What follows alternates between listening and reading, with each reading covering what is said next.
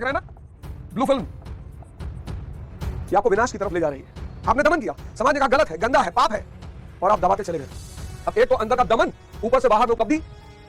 अब मन इसी आंख के जरिए इसमें उलझ गया है, कहीं जा ही नहीं रहा है। आप उसको ले जाना चाहते हो किताबों की तरफ, आप उसको ले जाना चाहते हो पढ़ाई की तरफ, आप उसको ले जाना चाहते हो खेल की तरफ।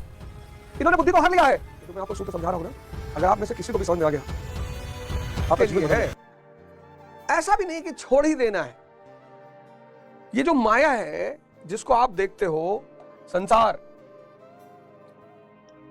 संसार माया उपयोग के लिए है, इसको छोड़ना नहीं है।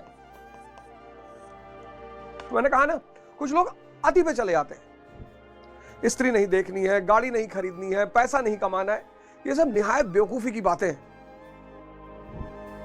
कुछ लोगों के जीवन में ऐसा होता है कि वो एकदम कि हिमालय चले गए, कई जन्मों की तपस्या है, इस जन्म में किसी कारणवश जन्म ले लिया और अब किसी से जुड़ना नहीं है।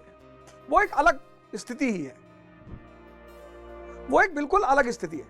लेकिन माया उपयोग के लिए है, भोग के लिए नहीं है। बस यहीं पर जो ध्यानी नहीं है ना, उनकी यही समस्या है। उनके लिए माया भोग है, और ये जो चीज है कि माया भोग है, यही सारे दुख का कारण है। बस इस कड़ी को आप पकड़ लीजिए। माया क्या है? उपयोग है, भोग नहीं है।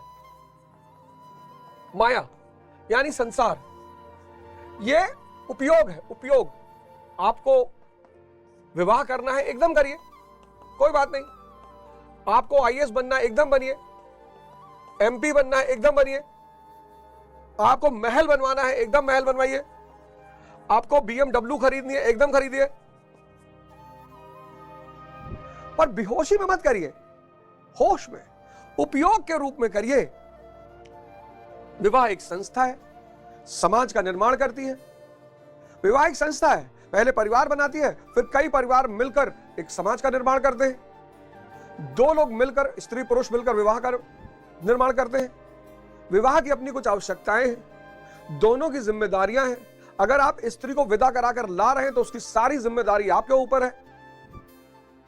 किसी को घर छोड़ा रहे हैं आप, तो सब चीजों को समझिए। माया भोग नहीं है। जिसने माया को भोग माना, बस यही वर्ग दुखी है।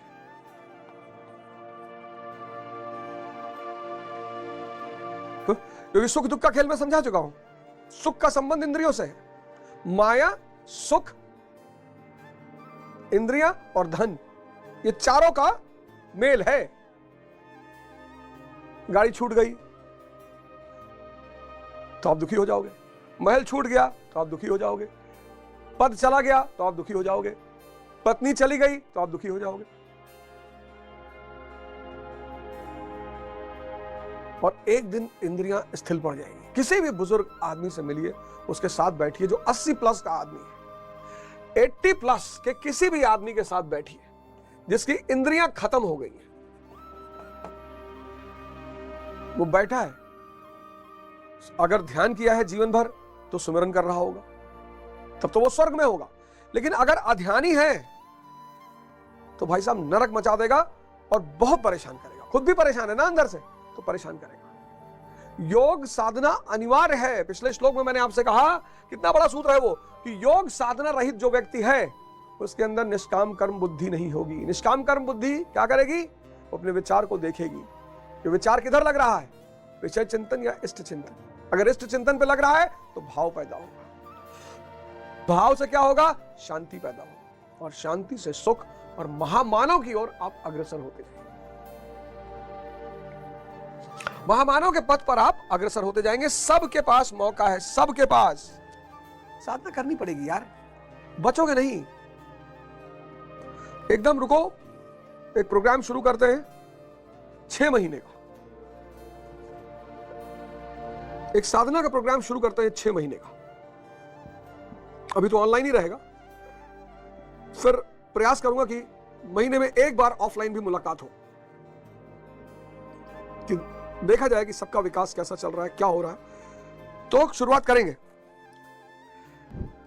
तो 67वें श्लोक में भगवान कहते हैं कि जल में नाव को जिस प्रकार वायु हरण करके गंतव्य से दूर कर देती है,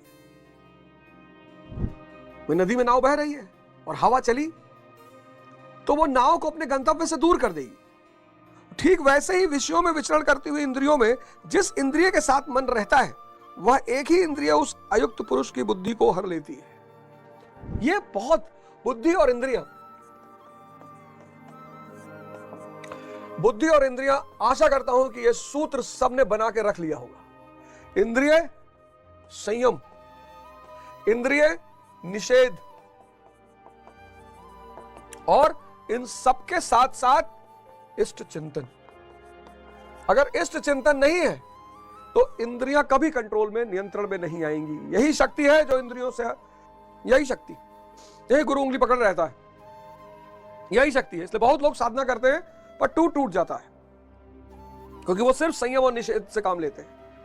हम नहीं खाएंगे, हम नहीं देखेंगे, लेकिन संयम और निषेध के साथ जो सबसे बड़ा सूत्र है वो है इष्ट चिंतन।